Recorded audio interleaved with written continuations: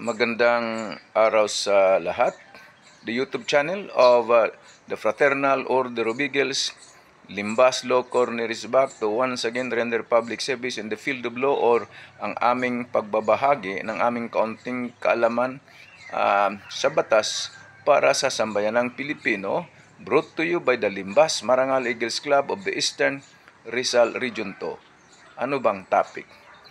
Meron bang kapangyarihan ayon sa batas ang isang municipal administrator para ipatawag itong nagrereklamo at ang inireklamo sa isang krimen na ang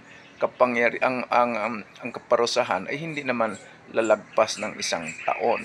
Meron ba siyang kapangyarihan ayon sa batas? Ang sagot, wala. Wala. Ayon sa Local Government Code of 1991 o Republic Act 7160, ang lupon lamang ng isang barangay ay siyang merong kapangyarihan.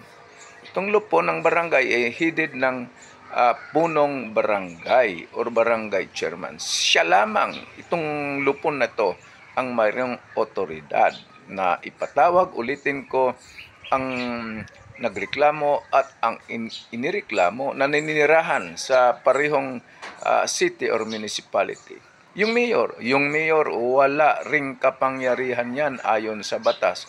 Paano yung mga grievance committee, di umano, ng mga asosasyon, etc. Wala rin silang kapangyarihan. At pag talagang ipinipilit nila, meron kapangyarihan, they'll do it.